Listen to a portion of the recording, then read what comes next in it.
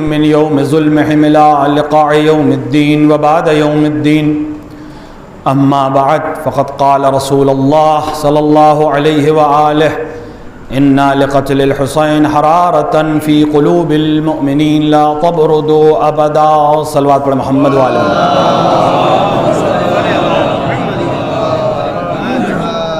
ارباب عظامت ہمداران سید الشہداء پیغمبر اکرم ختمی مرتبت حضرت محمد مصطفیٰ صلی اللہ علیہ وآلہ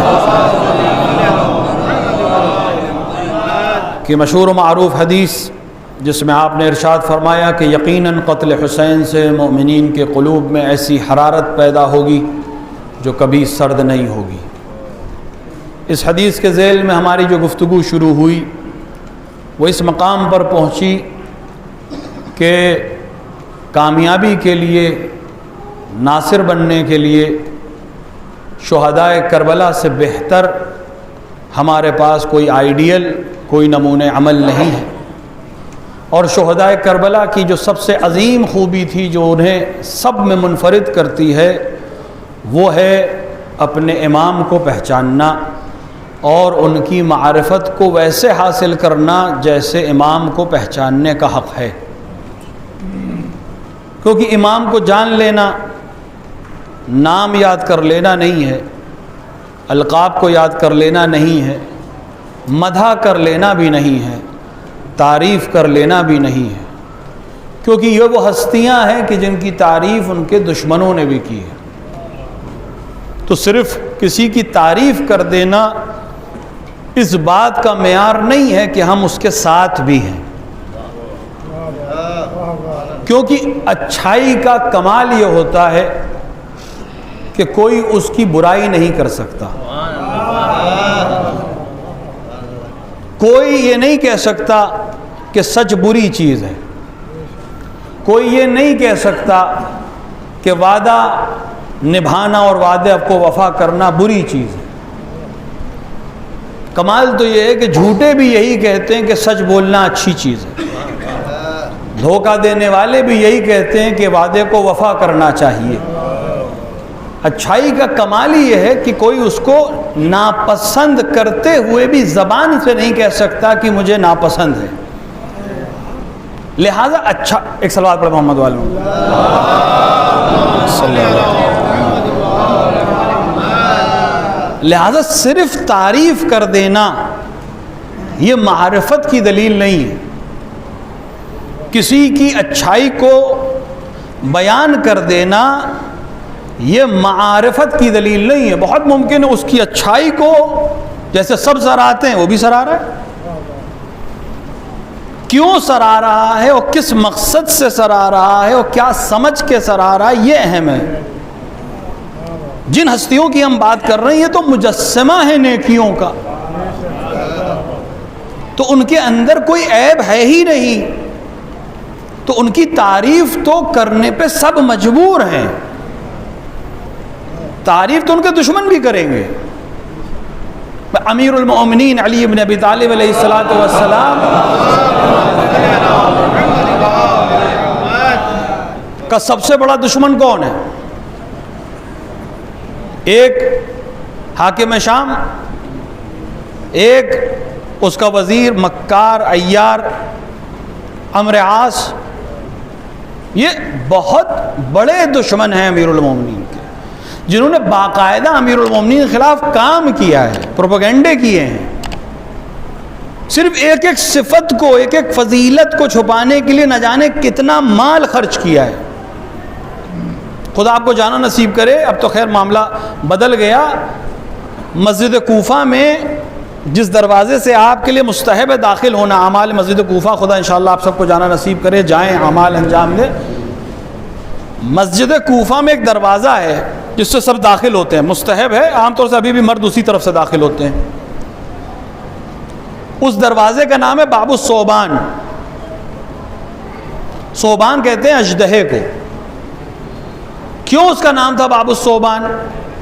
کیونکہ ایک دن امیر المومنین علی بن ابی طالب علیہ السلام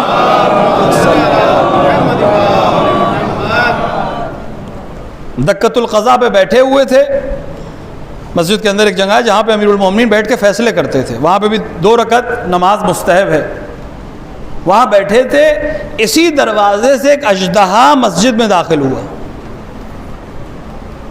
ظاہر ہے کہ امیر المومنین کے اطراف میں جو لوگ تھے وہ اژدہے کو دیکھ کے ڈر گئے، لیکن امیر المومنین نے کہا کہ تم سے مطلب نہیں، وہ میرے پاس آ رہا ہے۔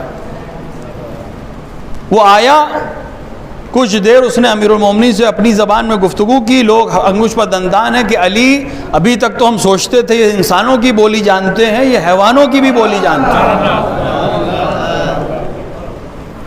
اور اس کے بعد وہ چلا گیا۔ لوگوں نے پوچھا کیا ماجرا ہے؟ کہا یہ اژدہا، اس کا جو باپ تھا وہ اژدہوں کا سردار تھا، اب یہ نیا سردار ہے، لہٰذا اپنی امارت ملنے کے بعد، اپنے عہدے کو سنبھالنے کے بعد مجھ سے اجازت کے لیے آیا تھا اور میری ولایت کا اعتراف کرنے آیا تھا۔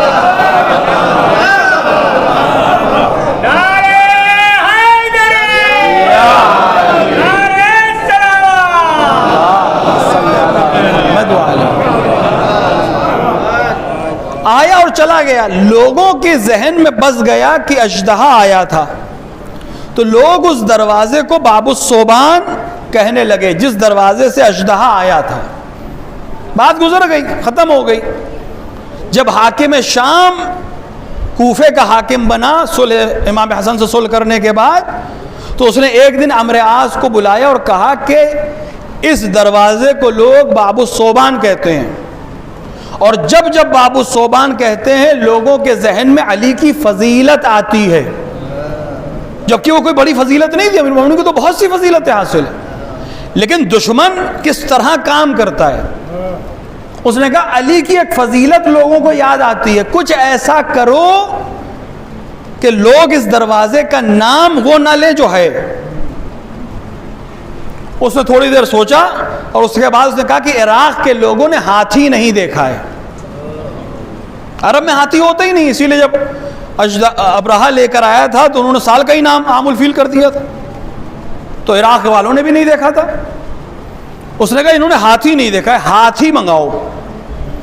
ظاہر ہے کہ عرب میں ہاتھی ہوتے نہیں۔ اس نے پیسے خرچ کیے، لوگوں کو بھیجا ہندوستان سے، آپ کے سندھ کے علاقے سے ہاتھی خرید کر عراق لے جائے گئے۔ کتنا پیسہ خرچ ہوا ہوگا، کتنا وقت صرف کیا گیا ہوگا، ایک نہیں کئی ہاتھی، جھنڈ، کئی ہاتھی لے جا کر اسی دروازے پہ باندھے گئے، اور لوگوں کو، اپنے ساتھیوں کو، اپنے وہ افراد جو ان کے لیے کام کرنے والے تھے ان کو پیسے دے کر اس بات پہ راغب کیا کہ اب جب مسجد میں آنے کی بات ہو، جانے کی بات ہو، تو کہنا وہ دروازہ جس پہ ہاتھی بندھے ہیں، وہ دروازہ جس پہ ہاتھی بندھے۔ اتنا زیادہ کہ آخر اس دروازے کا نام باب الفیل ہو گیا۔ اگر وہ لوگ جو صدام کے پیریڈ میں گئے ہوں، پرانے تصویریں نکالے دیکھیں، اس پہ لکھا ہوتا باب الفیل۔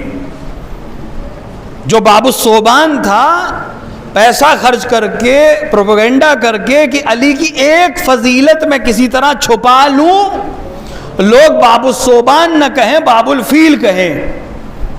اور ابھی کچھ برس پہلے تک اس کو باب الفیل کہتے ہیں۔ آپ مفاتیح الجنان اٹھائیں، پرانے ایڈیشن، اس میں مسجد کوفہ کے اعمال آپ کھولیں، لکھا ہوگا باب الفیل سے داخل ہوں۔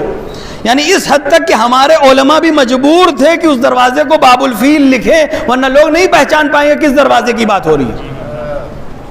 تو دشمن کس طرح کوشش کر رہا ہے، ورنہ اتنی فضیلتیں وہ بھی جانتے تھے، لیکن میں ایک کم کر سکوں، لہٰذا ہماری آپ کی ذمہ داری ہے کہ جتنا ہو سکے فضائل علی کو بیان کیے جائیے، تاکہ دشمن کتنی بھی کوشش کر لے، اس کے علی کے چاہنے والے زندہ ہیں، ان کے فضائل بھی بڑھتے رہیں گے، انہیں یاد بھی کرتے رہیں گے۔ تو یہ ایسا دشمن ہے، لیکن جب وقت پڑا تو اس نے بھی تعریف کی۔ حاکم شام سے انبن ہو گئی عمرو عاص کی، تو اس نے قصیدہ کہا علی کی شان میں۔ نیت کیا ہے؟ علی کی مدح نہیں کرنی ہے، اسے حاکم کو جلانا ہے۔ دیکھیں بہت فرق پڑ جاتا ہے، آپ شان میں شعر کہہ رہے ہیں امیر المومنین کی، لیکن اگر قصد علی کو پسند کرنا نہیں ہے، علی الاعلیٰ کو خوش کرنا بھی نہیں ہے، تو پھر وہ زباں کا خرچ ہو جانا ہے، اس کی کوئی فضیلت نہیں ہے، کوئی امتیاز نہیں ہے۔ اس نے صرف حاکم کو جلانے کے لیے شعر کہے، لیکن کہے تقریباً 100 بند کا قصیدہ ہے، وہ کہا اس نے۔ امام حسن کا زمانہ ہے، ان کو خبر ہوئی، امیر المومنین اس دنیا سے جا چکے تھے،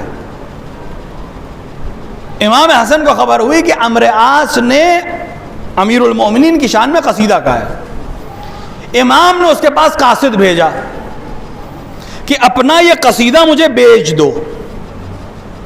ظاہر ہے کہ اس نے تو کسی خاص مقصد کے لیے تو کہا نہیں تھا، جو مقصد تھا وہ پورا ہو گیا تھا، حاکم کو جلانا تھا، وہ جل گیا۔ اس نے کہا کہ میں بیچنے کو تیار ہوں، لیکن قیمت بہت لوں گا۔ امام نے کہا جو قیمت۔ اس نے ظاہراً 10,000 درہم ہر بیت کے، 10,000 چاندی کے سکے ہر بیت کے، امام نے اس کا دگنا مہر کر کر بھیج دیا، اور ساتھ میں ایک دستاویز بھیجا کہ اس پر مہر لگا دو کہ میں نے یہ قصیدہ حسن ابن علی کے ہاتھ اتنی قیمت پر بیچ دیا۔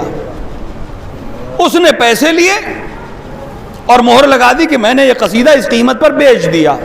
اس کے بعد جو قاصد لے گیا تھا اس سے کہنے لگا کہ ہاں اس زمانے میں کوئی علی کی مدح کہاں کرتا ہے، حسن علی کے خلف صالح ہیں، ایک اچھے باپ کے اچھے بیٹے ہیں، انہوں نے دیکھا کہ ایک آدمی قصیدہ کر رہا ہے لہٰذا قیمت دے رہا ہے، ایک اچھا بیٹا ہے۔ اس کو بہت برا لگا کہ پیسے بھی لے رہا ہے اور اس طرح کی گفتگو بھی کر رہا ہے۔ لوٹ کر آیا کہ مولا آخر اس دشمن خدا کو آپ نے پیسے کیوں دیے؟ کیا ضرورت تھی اسے پیسے دینے کی؟ امیر المومنین کی شان، وہ تو دشمن ہے۔ امام علیہ السلام نے فرمایا کہ اگر اسے معلوم ہوتا یہ کون ہے، عمرو عاص، کہہ کون رہا ہے، امام حسن، فرمایا کہ اگر اسے معلوم ہوتا کہ اس کا ایک مصرع اس کے تمام گناہوں کی بخشش کے لیے کافی ہے،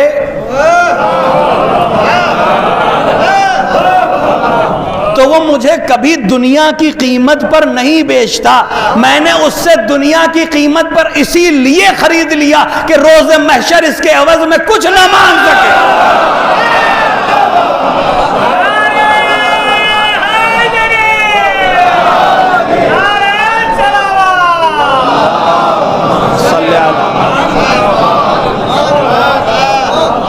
میں نے اسے اسی لیے قیمت دے دی کہ دنیا میں حساب ہو جائے، روز محشر اس کا ہاتھ خالی کا خالی رہے۔ تو تعریف کرنا معیار نہیں ہے۔ ایسا نہیں ہے کہ امام نے تعریف کرنے سے منع کیا، نہیں، پسند کیا ہے، قصیدوں کو بھی پسند کیا ہے، شعراء کو اکرام دیا ہے، انعام دیا ہے۔ ہم کیا دیں گے کسی شاعر کو جو امام نے دیا ہے؟ لیکن دونوں چیزیں ضروری ہیں، تحفہ دینا یا لینا یہ امام کی سنت ہے، لیکن قیمت دینا اور لینا یہ تاجروں کی صفت ہے۔ اگر اہل بیت کی مدح کر رہے ہو، کوئی تمہیں تحفہ دے رہا ہے، کوئی خوش ہو کر انعام دے رہا ہے، اسے قبول کر لو کیونکہ امام کی یہی سنت ہے۔ لیکن اگر قیمت لگائی، طے کرنا شروع کیا تو دنیا میں قیمت مل گئی ہے، آخرت میں کچھ نہیں ملے گا۔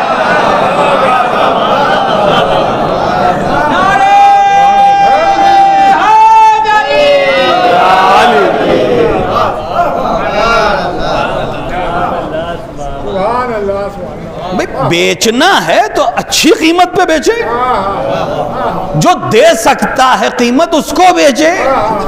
علی کی مدح کی قیمت کوئی بشر کیا دے گا؟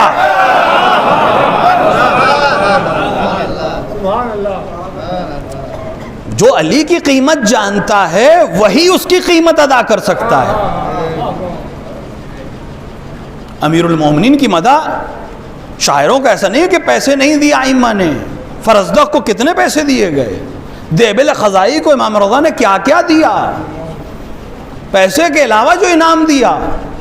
دیبل خزائی کا جو مشہور مرثیہ ہے اس کو 2 انعام دیے امام نے. ایک اس کے مرثیے میں اپنا شعر بڑھایا، یہ ایک شاعر کے لیے شرف ہے کہ اس کے مرثیے میں امام معصوم اپنے کہے ہوا ایک شعر بڑھا دے. اور اس کے بعد ایک لباس دیا. امام ایسے بھی کوئی لباس دے دیتے تو ظاہر و شرف ہوتا، امام نے دیا ہے. بھئی ہم اور آپ جاتے ہیں زیارت کرنے، جو ہمارے چاہنے والے جاتے ہیں، کوئی رشتہ دار گیا، اس نے وہیں سے ایک کپڑا خریدا، زری سے مس کیا اور آپ کے پاس ایک قطرن بھی لا کر دے دی، تو آپ خوش ہوتے ہیں کہ یہ امام رضا کے حرم کا تبرک ہے. وہ امام نے نہیں دیا ہے، امام نے نہیں چھوا ہے، صرف ان کی زری سے مس ہو کر آ گیا ہے تو قیمتی ہو گیا. امام خود کسی کو کچھ دے دیں تو کتنا قیمتی ہوگا، لیکن نہیں، امام نے یہ کہہ کر دیا کہ دیبل اس لباس میں 40 برس تک میں نے نماز شب پڑھی ہے اور وہ میں تمہیں تحفے کے طور پر دے رہا ہوں. تو ہم کیا کسی شاعر اہل بیت کا اکرام کریں گے؟ اور اس کے بعد یہ بھی فرما دیا کہ یہ تمہارے قصیدے کی یا مرثیے کی قیمت نہیں ہے، قیمت تو تم اس سے لینا جس کے لیے کہا ہے. یہ تو میں تمہیں انعام دے رہا ہوں. تو قصیدہ کہہ دینا، مرثیہ کہہ دینا یہ کمال نہیں ہے. کمال یہ ہے کہ ہم ان کے راستے پر چلیں، وہ جو کہہ رہے ہیں اس پر عمل کریں، اور اگر اس پر پہنچیں گے تب معرفت حاصل ہوگی. امام کے ذریعے سے خدا تک پہنچیں. خدا کو امام کے علاوہ کوئی پہچنوا ہی نہیں سکتا، کیونکہ جس کی گفتگو ہے وہ اول سے، بلکہ اول تو ہمارے لیے ہے. جب عدد بھی نہیں تھا، جب حرف بھی نہیں تھا، تب وہ تھا، اور جب کچھ نہیں ہوگا تب بھی وہ ہوگا. تو وہ لامحدود ہے. اس کی ذات لامحدود، اس کے صفات لامحدود. تو یہ محدود بشر لامحدود کو کیسے سمجھا سکتا ہے؟ اس کے لیے تو وہ چاہیے جو کم سے کم اس سے ملتا جلتے صفت رکھتا ہو. وہ لامحدود ہے، نہ زمانے کی قید میں ہے نہ مکان کی قید میں ہے. زمانہ تو ہمارے لیے زمانہ کیا ہے؟ وقت کسے کہتے ہیں؟ ہم کیسے وقت کو ناپتے ہیں؟ یا سورج کے ذریعے یا چاند کے ذریعے. چاند کے ذریعے ہم دنوں کو طے کرتے ہیں، مہینے اور سال کو طے کرتے ہیں، سورج کے ذریعے اپنی گھڑی کو طے کرتے ہیں. لیکن جس کی گفتگو ہو رہی ہے وہ تو اس وقت تھا جب نہ سورج تھا، نہ چاند تھا، نہ کہکشاں تھی، نہ کچھ بھی نہیں تھا. تو اس کو کون بتا سکتا ہے؟ اس کو وہی بتا سکتا ہے جو لامحدود کی معرفت رکھتا ہو، جو اس کے صفات کو ویسے ہی جانتا ہو جیسا وہ ہے، ان صفات کو مظہر ہو، جانتا ہو، حامل ہو. علی کب سے ہیں ہمیں کیا معلوم؟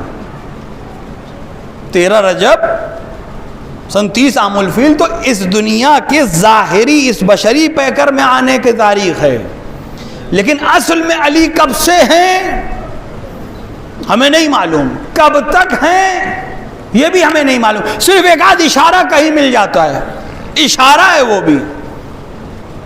رسول اکرم کے پاس جبرائیل بیٹھے، رسول اکرم نے کہا جبرائیل تمہاری عمر کتنی ہے؟ اے جبرائیل تمہاری عمر کتنی ہے؟ کہ یا رسول اللہ نور کی کہکشاں میں ایک ستارہ ہے جو 30,000 نوری سال میں ایک بار چمکتا ہے. 30,000 نوری سال ہمیں نہیں معلوم وہ نوری سال ایک سال کتنا بڑا ہوتا ہے ہمیں نہیں معلوم. ہم تو اپنے سیارے کو جانتے ہیں 365 دن کا ایک سال ہوتا ہے. وہ اس کہکشاں کی بات ہے, اس سولر سسٹم کی بات ہے, وہ تو نوری سسٹم کی بات کر رہا ہے, ہمیں معلوم نہیں ہے. 30,000 نوری سال میں ایک بار طلوع ہوتا ہے, اس کا نور ایک بار ظاہر ہوتا ہے, اور میں اسے 30,000 بار دیکھ چکا ہوں. تو رسالت مآب نے کہا اگر وہ نور دوبارہ دیکھو تو پہچان لو گے؟ جبریل نے کہا یا رسول اللہ کیسے ممکن ہے کہ نہ پہچانوں؟ جس کو دیکھ کر اپنی عمر کو ناپتا ہوں, کیا اس کو نہ پہچانوں گا؟ پر ایک بار پیغمبر مسکرائے, کہا ابو الحسن اپنے چہرے سے نقاب کو ہٹا دو. ایک بار رسول کے کہنے پر ابو الحسن علی مرتضیٰ نے چہرے کو اوپر کیا, نور چمکا. جبریل وجد میں آئے, واللہ یہ وہی نور ہے.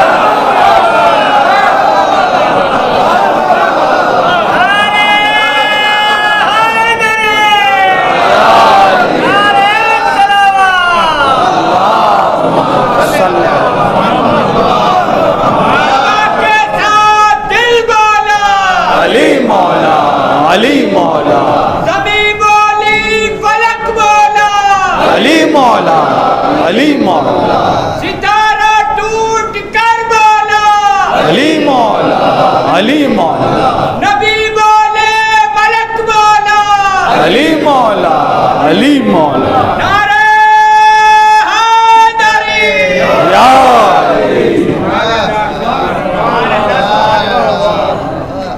لیکن دیکھیں اس سے جبرائیل کی عمر معلوم ہوئی ہے, علی کی عمر ابھی بھی معلوم نہیں ہوئی.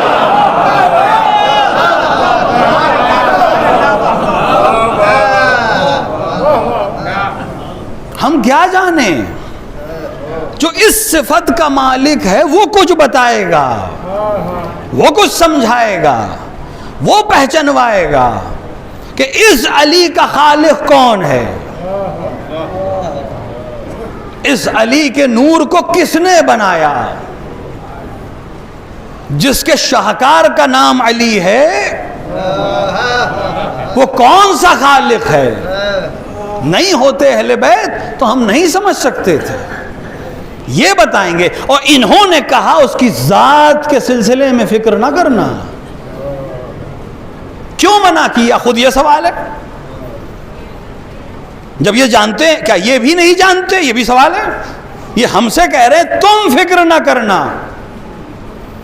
یہ اپنے آپ سے منع نہیں کر رہے ہیں, ہم کو منع کر رہے ہیں تم فکر نہ کرنا ذات خدا کے سلسلے میں.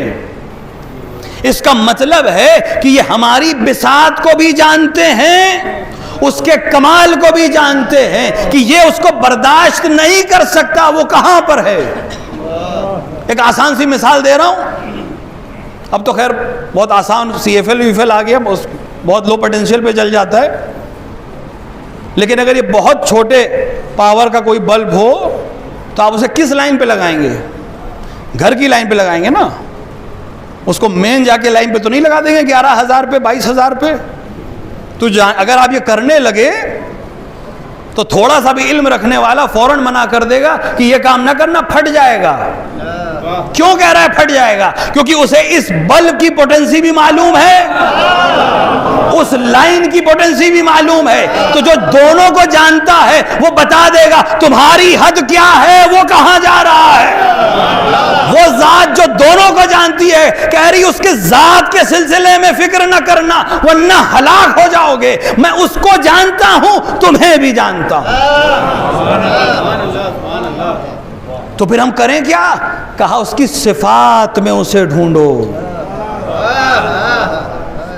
تم ذات تک نہیں پہنچ سکتے, اس کی صفات میں ڈھونڈو. کبھی کبھی شاہکار کے ذریعے خالق کو پہچانا جاتا ہے.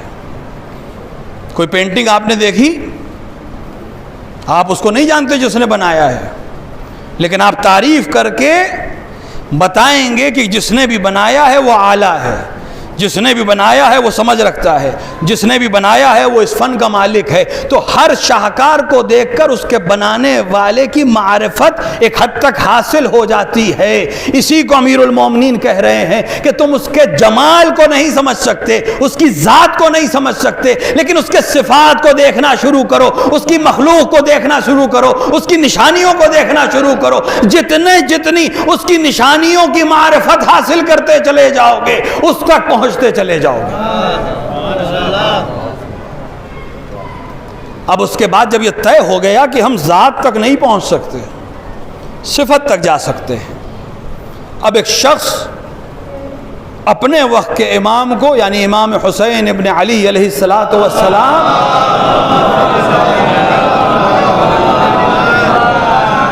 کو خط لکھ رہا ہے اور پوچھ رہا ہے کہ معرفت خدا کیا ہے. کیونکہ سوال پوچھنے والے کا سوال معارف کے ساتھ تھا، امام نے جواب بھی اس کو وہی دیا جو اس کے سوال کا حق ادا کر سکے.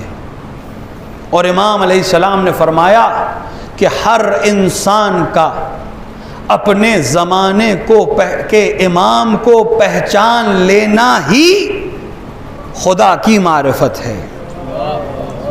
یہ نہیں فرمایا کہ امام کو پہچانو تو پھر اس کے ذریعے خدا کو پہچانو گے، نہیں، فرمایا اپنے وقت کے امام کو پہچاننا ہی معرفت الہی ہے.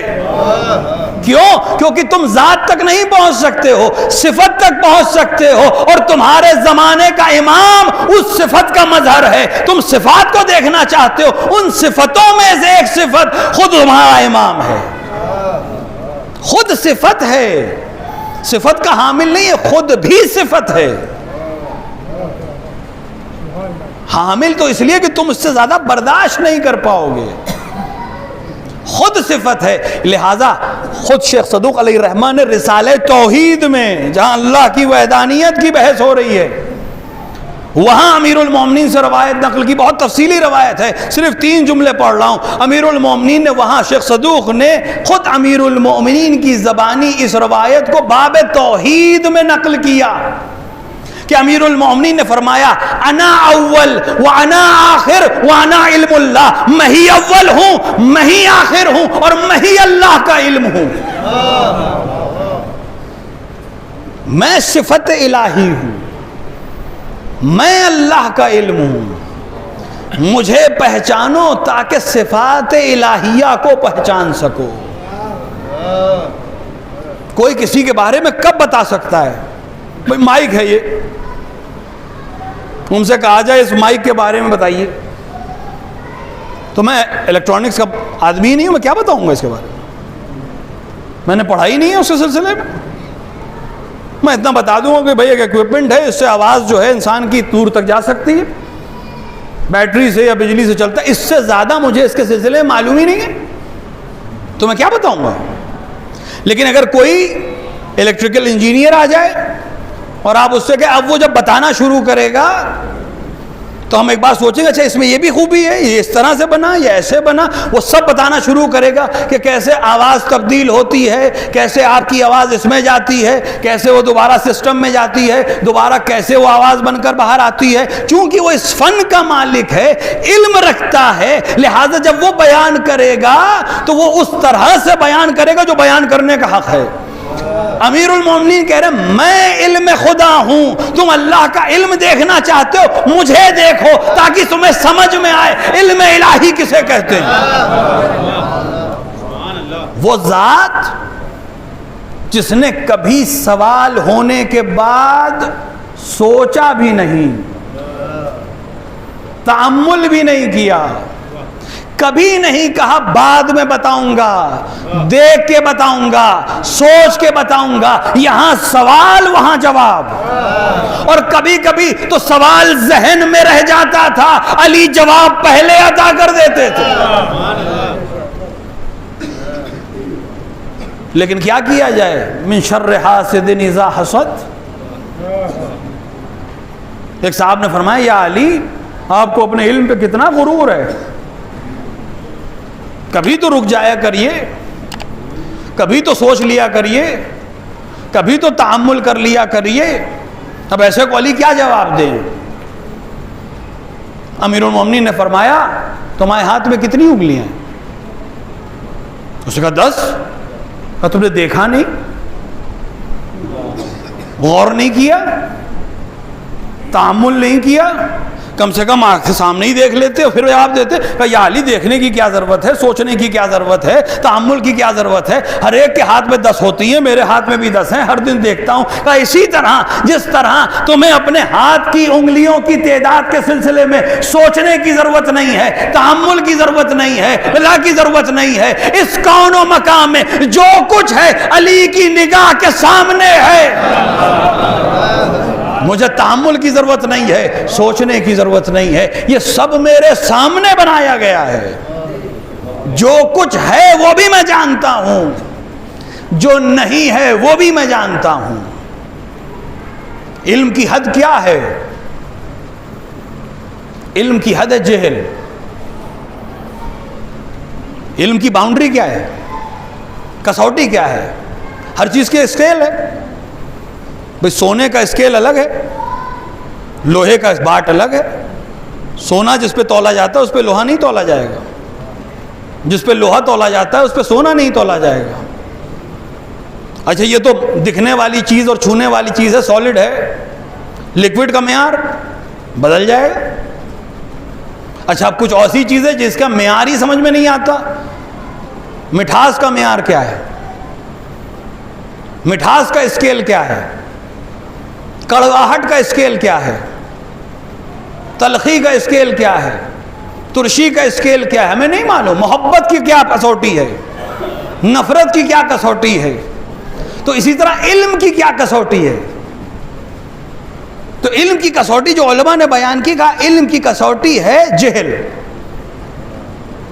جہاں ایک حد ایسی ہے جہاں علم ختم ہے اور جہل شروع ہے، بس وہی علم کی حد ہے، وہی علم کی کسوٹی ہے. پڑھائی کی، لکھائی کی، بہت نام حاصل کیا، ڈگریاں حاصل کی، ڈاکٹر کے اپنے نام کے آگے ڈاکٹر بھی لکھ گیا. لیکن یہ جو ڈاکٹر لکھا گیا یہ عالم کس چیز کا ہے؟ جس سبجیکٹ میں اس نے پڑھائی کی ہے. تو یہ جو ڈگری ہے جو اسے بتا رہی ہے کہ مثلا فزکس میں ڈاکٹریٹ کی ہے، کیمسٹری میں ڈاکٹریٹس کی ہے، ہسٹری میں ڈاکٹریٹ کی ہے، MBBS ہے، میڈیکل سائنس میں ڈاکٹریٹ کی ہے، تو اس نے اس علم کو حاصل کیا ہے. لیکن ہر علم کی سند اس علم کے علاوہ باقی کی جہالت کی سند ہوتی ہے. یہ فزکس جانتا ہے لیکن اس کو زولوجی کے بارے میں کچھ نہیں معلوم. یہ میتھس کو جانتا ہے لیکن میتھ کے علاوہ علوم میں ایک حد ایسی آئے گی جہاں یہ کہے گا کہ نہیں جانتا. اس کو جانتا ہوں، اس کو نہیں جانتا. حوزے میں علم حاصل کیا ہے، فلسفہ جانتا ہوں، فقہ جانتا ہوں، اصول جانتا ہوں، منطق جانتا ہوں، حدیث جانتا ہے، معارف کو جانتا ہے، کلام کو جانتا ہے. لیکن کوئی ایک حد ایسی آئے گی جہاں کہے گا یہ میں نے نہیں پڑھا، یہ میں نہیں جانتا. اور یہ بہت اہم ہے. عالم وہ نہیں ہے جو یہ جانتا ہو کہ کیا جانتا ہے، عالم وہ ہے جو یہ جانتا ہو کہ کیا نہیں جانتا ہے.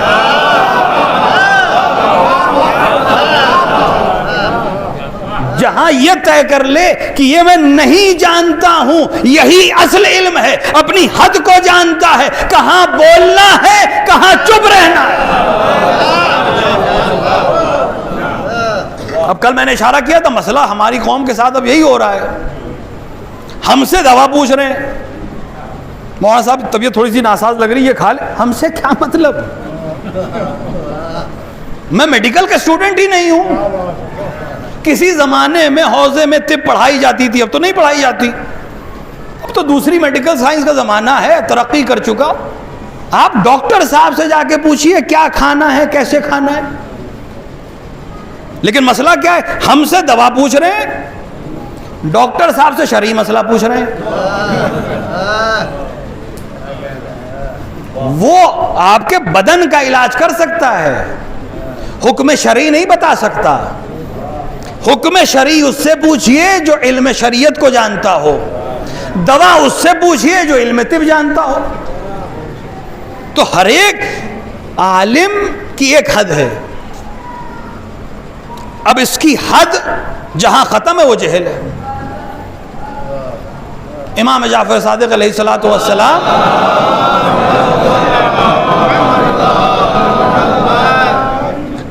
کو خلیفہ نے بغداد طلب کیا کہ ہمارے سامنے رہے، یہ مدینے میں کلاسز چلا رہے ہیں، مدینے میں حوضہ کھول لیا ہے انہوں نے، یونیورسٹی بنا دی، یہ ہمارے لیے تھریٹ ہے۔ اپنے پاس بلا لیا، بغداد میں رہنے لگے۔ کچھ دن بعد احساس ہوا کہ اگر یہ یہاں رکے تو لوگوں کو میری جہالت بالکل معلوم ہو جائے گی، لہٰذا ان کو واپس بھیجو۔ اور واپس جب بھیجا کہ نہیں آپ مدینہ تشریف لے جائیے، راستے میں قاصدوں کو بھیج دیا کہ کسی مسلمان علاقے میں رکنے مت دینا، مسلمان بستی میں ٹھہر نہ پائیں، کہیں مہمان نہ بننے دینا، حتیٰ کوفے میں رک نہ پائیں۔ امام شہروں کے باہر سے گزر رہے تھے، کوفے کے باہر ایک بستی تھی جہاں ایک مسیحی عالم رہتا تھا اور اس کی عمر 100 سال سے اوپر تھی، بعض نے 500 سال بھی لکھی، اور وہ سال میں صرف ایک بار اپنے دیر سے باہر آتا تھا اور سارے مسیحی جمع ہوتے تھے، اس سے سوال و جواب اپنے مسئلے مسائل پوچھتے تھے، سال میں صرف ایک دن باہر آتا تھا۔ امام نے دیکھا بہت بڑا مجمع ہے، امام بھی چلے گئے۔ فوجیوں نے بھی نہیں روکا کہ مسلمانوں کی تو بستی ہے نہیں، یہ تو مسیحی ہے، کل ہم پروپیگنڈا کر دیں گے کہ یہ تو مسیحیوں میں چلے گئے تھے۔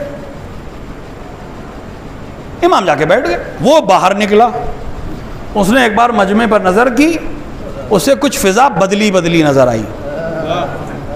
اس نے کہا یہ وہ مجمع نہیں ہے جو ہر سال آتا تھا، کچھ تو اس میں تبدیلی ہے۔ اور نظر چلتے چلتے گھومتے گھومتے 2 ہستیوں پہ رک گئی، کیونکہ بعض روایت میں کہ امام اپنے بیٹے کے ساتھ تھے، یعنی چھٹے امام اور 7ویں امام۔ ایک سلوات پڑھیں محمد والے۔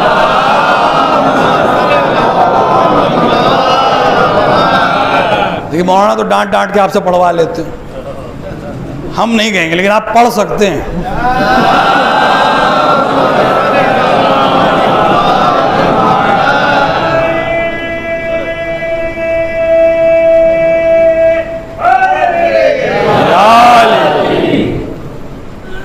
اس نے کہا کہ آپ ہم میں سے؟ کہا نہیں۔ آپ کہاں سے؟ کہا ہم امت محمد مصطفیٰ صلی اللہ علیہ وآلہ۔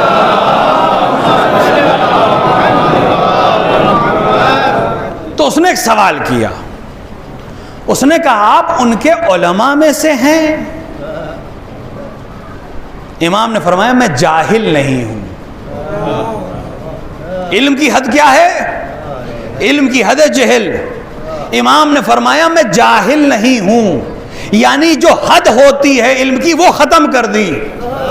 کیونکہ اگر امام کہتے عالم ہوں، وہ سوچتا اس کو جانتے ہوں گے، اس علم کو جانتے ہوں گے، اس علم کو جانتے ہوں گے، اس علم کو جانتے ہوں گے۔ امام نے حد کو ختم کر دیا، میں جاہل نہیں ہوں۔ اب جتنے علم تم سوچ سکتے ہو وہ بھی میں جانتا ہوں، جو تم سوچ نہیں سکتے وہ بھی میں جانتا ہوں۔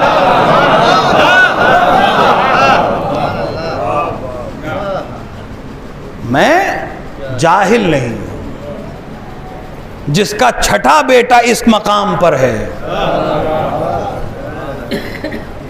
جس نے علوم کو نشر کیا ہے، شریعت کو زندہ کیا ہے، جب وہ اس مقام پہ ہے تو جو باب مدینۃ العلم ہے وہ کس مقام پر ہوگا؟ یہ معارف بتائیں گے خدا کسے کہتے ہیں، جمال کسے کہتے ہیں، کمال کسے کہتے ہیں۔ وہ علی جسے سجدہ کرتا ہے وہ خدا کتنا اعلیٰ ہے۔ علی جس کو پہچنوائیں، نہ اہل بیت کے بنا خدا کو پہچانا جا سکتا ہے، نہ رسالت کو پہچانا جا سکتا ہے، نہ دین کو پہچانا جا سکتا ہے، اور نہ خود انہیں پہچانا جا سکتا ہے۔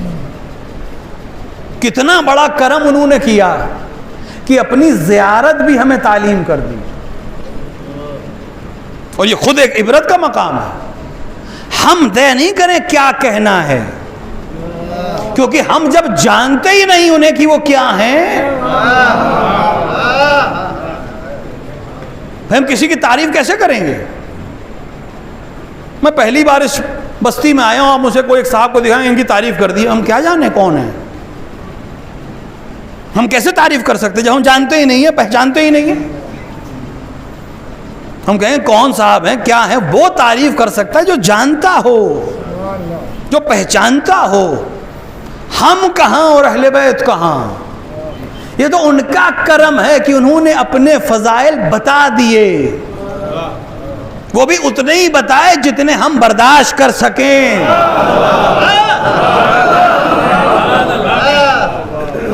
اور کتنی احتیاط کی، دیکھیں معارف کتنی احتیاط کی. آپ جائیں انشاءاللہ، اللہ آپ کو جانا نصیب کرے زیارتوں پہ. جب آپ زیارت نامے سے پہلے کیا کرتے ہیں؟ آپ نیت سے بھی پہلے اکثر زیارت ناموں میں پہلے کیا ہے؟ اللہ کی تسبیح کرو، 100 بار تکبیر پڑھو، یا تسبیح جناب زہرا وہ بھی اللہ کی تسبیح ہے، وہ پڑھو، پھر زیارت پڑھنا شروع کرو. اور زیارت پڑھنے سے پہلے بھی تسبیح ہے، اور زیارت پڑھنے کے بعد بھی نماز ہے. اور اس نماز میں آپ کیا کہتے ہیں کہ سجدہ اور رکوع اور حمد سوائے تیرے کسی کے لیے نہیں ہے. یہ کیوں؟ یہ بھی ائمہ نے تعلیم کیا. کیوں تعلیم کیا؟ کیونکہ جب ہمارے معارف پڑھے جائیں گے تو تمہارا ذہن ممکن ہے برداشت نہ کر پائے، اور تمہیں ہمیں اس درجے تک لے جانے کی کوشش کرو جو ہمارا درجہ نہیں ہے. لہذا پہلے بھی اللہ کی حمد کرائی، بعد میں بھی اللہ کی حمد کرائی. ان دونوں کے درمیان ہماری تسبیح کرو، ہماری زیارت کرو. پہلے تکبیر بلند کرو، کیونکہ جب آپ خصوصاً زیارت جامعہ کے جملات جب آپ پڑھیں گے، وہ تو ہمارے لیے عربی نہ جاننا بھی ایک فائدے کی چیز ہے، کیونکہ ہمیں پتہ ہی نہیں ہوتا ہم کیا پڑھ رہے ہیں. اگر واقعاً پتہ چل جائے کہ اس میں کیا لکھا ہے، تو واقعاً اگر اہل بیت ہمیں نہ سنبھالیں تو ہم نہ جانے کہاں چلے جاتے ہیں. اور یہ وہ فضائل ہیں جو انہوں نے بتا دیے ہیں. اصل فضائل تو بیان ہی نہیں کیے، کیونکہ بشر اس کو قبول ہی نہیں کر پاتا. لیکن پھر بھی احتیاط کی کہ پہلے اللہ کی تسبیح کرو، پھر ہمیں سلام کرو. لہٰذا ہمیں اجازت نہیں ہے اپنی طرف سے کوئی لقب دے دینا، اپنی طرف سے کوئی لقب ہٹا لینا. نہیں، جو ہم کہیں گے وہی پڑھنا ہے، جیسے ہم کہیں گے ویسے پڑھنا ہے. کیا امیر المومنین کا لقب امام حسن کو نہیں دے سکتے؟ کیا امام حسن اپنے زمانے میں امیر نہیں ہے مومنین کے؟ یقیناً ہے. یہ صرف اشارہ کر رہا ہوں کہ آپ سمجھیں کہاں تک احتیاط کی گئی ہے. کیا امام حسین اپنے زمانے میں مومنین کے امیر نہیں ہیں؟ کیا چوتھے امام نہیں ہیں؟ ہر زمانے میں تمام مومنین سے بہتر وہی ان کا امیر ہے. ہر امام امیر المومنین ہو سکتا تھا، لیکن مخصوص کر دیا کہ امیر المومنین صرف علی کو کہا جائے گا، حتی امام حسن کو نہیں، امام حسین کو نہیں. ایسا نہیں ہے کہ جو جس صفت کا مالک ہو اس کو اسی صفت سے پکارا بھی جائے.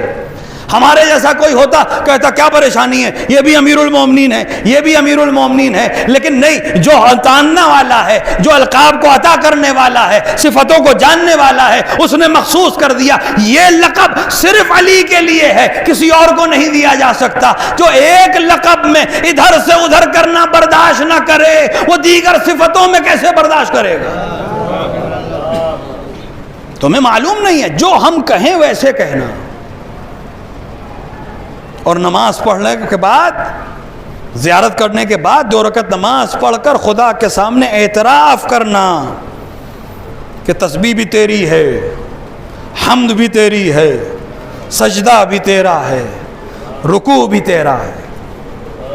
ہاں، یہ 2 رکعت نماز میں ہدیہ اپنے امام کو کر رہا ہوں، کیونکہ اس کا حق ہے کہ میں اپنی نماز کا ہدیہ اسے دوں. کیونکہ اگر میں نماز پڑھ رہا ہوں تو ان کی قربانی کے صدقے میں پڑھ رہا ہوں۔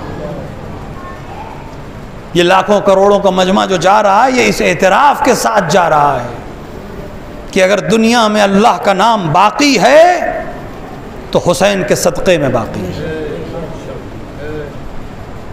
اگر پیغمبر کی رسالت باقی ہے تو حسین کے صدقے میں باقی ہے۔ ورنہ لوگ نہ جانے کن کو پوج رہے ہوتے، کس کو رسول سمجھ رہے ہوتے۔ حسین نے قربانی دی، اور اس قربانی کے لیے حسین نے کیسے کیسے ظلم برداشت کیے۔ کچھ زخم جو دل پہ لگے ہیں، کچھ زخم جو روح پہ لگے ہیں، جسم پہ لگے ہیں۔ دیکھیں جسم کے زخم جو ہوتے ہیں وہ ایک کیفیت کے بعد مزمحل ہو جاتے ہیں، اور جو سر و تن میں جدائی ہو گئی تو جسم کے زخم کی کیفیت ختم ہو جائے گی، لیکن جو روح پہ لگتے ہیں، جو دل پہ لگتے ہیں، جو نوک زبان سے زخم لگائے گئے، جسم نازنین کے ساتھ تو جو کیا گیا وہ کیا گیا۔ میں نے اشارہ کیا تھا کہ اس جسم نازنین کے ساتھ ایسا کیا کیا کہ بہن بھائی کو نہ پہچان سکی۔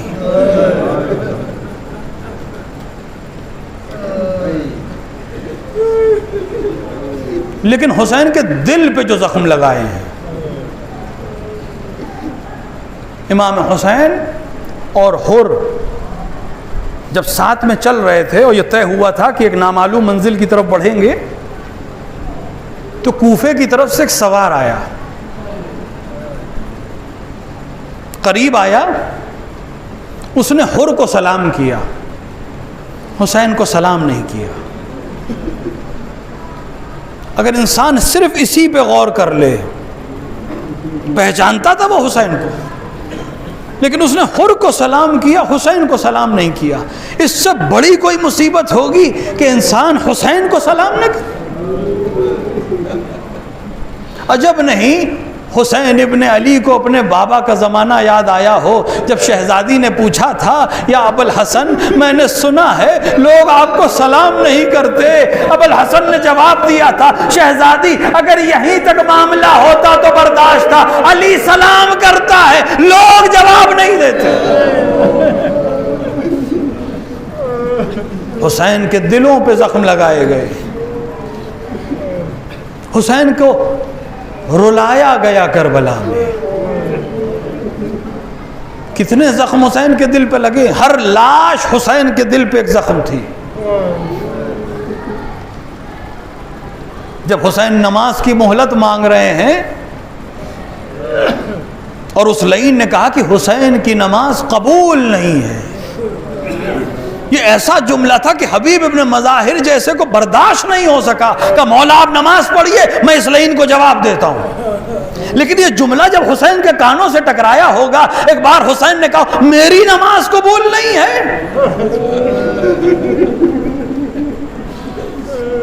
جس گھر سے نماز کی پرورش ملی وہ نماز قبول نہیں۔ حسین کو کیسے کیسے زخم دیے گئے۔ حسین ابن علی جب گھوڑے پہ ڈگمگا رہے تھے، ایک تیر حسین کے سینے پہ مارا گیا جو پشت سے باہر آیا۔ حسین ابن علی نے تیر کی گہرائی کا اندازہ کیا اور اس کے بعد کہا اگر سوچا کہ اگر اس کو باہر کھینچوں گا تو زیادہ زخم کرے گا، لہذا اپنے ہاتھ کو پشت پہ لے گئے اور تیر کو پیچھے کی طرف سے باہر کھینچا۔ راوی کہتا ہے تیر کا باہر نکلنا تھا، پرنالے کی طرح خون حسین کے سینے سے جاری ہوا۔ اب حسین گھوڑے پہ سنبھل نہیں پا رہے تھے، ایک نیزہ حسین کے کلیجے پہ مارا گیا، حسین تیورا کر زمین پر گرے اور ایک نشیب میں ڈھلتے چلے گئے، لیکن ابھی بھی کسی میں جرأت نہیں تھی کہ حسین کے نزدیک جائے۔ ہر ایک دوسرے سے پوچھ رہا تھا حسین زندہ ہیں کہ اس دنیا سے چلے گئے، حسین زندہ ہیں کہ اس دنیا سے چلے گئے۔ شمر اللعین آگے بڑھا، کہا میں بتاتا ہوں، میں تمہیں بتاتا ہوں حسین زندہ ہیں یا نہیں۔ ایک بار اپنی آواز کو بلند کیا، گھوڑ سواروں حسین کے خیموں پر حملہ کرو، ارے غیرت ہاشمی، اللہ اللہ۔ حسین کے کانوں میں یہ آواز گئی، جتنی طاقت جسم میں تھی سب کو سمیٹا، اپنے کوہنیوں پہ بل دے کر ایک بار سر کو بلند کیا، اے شمر ابھی حسین زندہ ہے، اس کی زندگی میں قیام پہ حملہ نہ کرو۔ اجرکم اللہ، اجرکم اللہ، خدا ان آوازوں پہ رحمت نازل کرے۔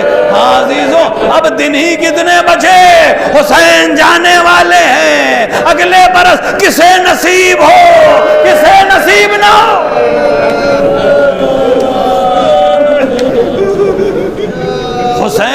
حسین کے لیے سب سے سخت تھا حرم کے پردے کی حفاظت کرنا، آخری آن تک۔ حسین زینب کی چادر کو دیکھ رہے تھے، زینب کے پردے کو دیکھ رہے تھے، یہ آواز دوں گا، اے مولا آخری سانس تک جس پردے کی حفاظت کا خیال تھا، جب سر نو کے نیزہ پہ بلند ہوا ہوگا، وہ منظر تو دیکھا ہوگا، سیدانیہ ایک خیمے سے دوسرے خیمے میں، دوسرے سے تیسرے خیمے میں، راوی کہتا ہے ایک ایک خیام جلتا جا رہا تھا، سیدانیہ ایک خیمے سے دوسرے خیمے میں جاتی تھی، دوسرے سے تیسرے میں جاتی تھی، یہاں تک کہ بیان ملتا ہے، بعض روایات میں ملتا ہے، ایک بار زینب اولیاء مقام امام زین العابدین کے سامنے پہنچی، امام کو غشی کے عالم میں ایک بار شانہ ہلایا، جناب زینب کو اس عالم میں دیکھ کر سید سجاد نے صرف ایک جملہ پوچھا،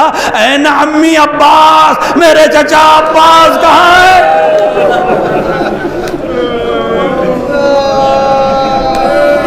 اے بیٹا قیامت کے آثار ہیں، بیٹا قیامت کے آثار ہیں، دشمنوں نے خیموں میں آگ لگا دی ہے، تم وقت کے امام ہو، فیصلہ تمہارے ہاتھ میں ہے، خیموں میں جل کے ختم ہو جائیں یا باہر نکلے۔ امام وقت نے حکم جاری کیا، وہ بھی اماں جان کا بچانا واجب ہے، حکم امام پایا، سیدانیہ خیمے سے باہر آئی، ارے قیامت برپا ہو گئی، دشمنوں کا نرغہ ہے، کوئی چادر چھینتا ہے، کوئی کوڑے برساتا ہے، کوئی تماچے لگاتا ہے، وا محمدہ وا علیہ کی صدائیں بلند ہے، جب نہیں زینب نے ایک بار دریا کا رخ کیا، اے ابا بہت شان سے لے کر آئے تھے لیکن تمہارے جانے کا اثر ہے، اب پردے کا کوئی محافظ نہیں، نامحرموں کا مجمع، علی کی بیٹی۔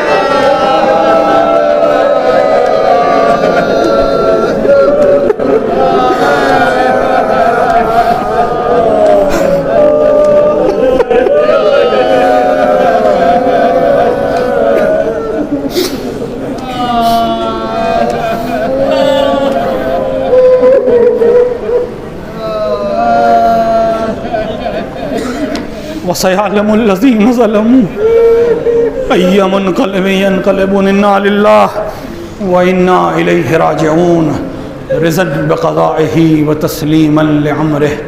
خدایا ہمارے اس مختصر عمل کو قبول فرما، ہمارے درمیان جو حاجت مند ہیں ان کی حاجتوں کو پورا فرما، جو بیمار نے شفاء کاملہ و عاجلہ عطا فرما، دنیا میں جہاں جہاں میں شیعان حیدر کرار ہیں، ماتمداران سید الشہداء، ان سب کی جان و مال و عزت و آبرو کی حفاظت فرما، علماء اعلام مراجع اکرام کا سایہ ہمارے سروں پر محفوظ رکھ۔ خدایا جو ظاہرین کربلا کی طرف گامزن ہیں ان کی زیارت کو قبول فرما، ان کو صحت اور سلامتی کے ساتھ ان کے گھر والوں سے ملحق فرما۔ خدایا ہماری قسمت میں بھی حسین کی زیارت تحریر فرما، اس زندگی میں ان کی زیارت اور آخرت میں ان کی شفاعت سے بہرہ مند فرما۔ خدایا تجھے کربلا کے مظلوموں کا واسطہ، تجھے حسین کے زائروں کا واسطہ، تجھے حسین پہ رونے والی آنکھوں کا واسطہ، منتقم کربلا کے ظہور میں تعجیل فرما، اندر ظہور اپنے امام کو پہچاننے اور ان کی نصرت کرنے کی توفیق عطا فرما۔ ربنا تقبل منا انک انت السمیع الدعاء۔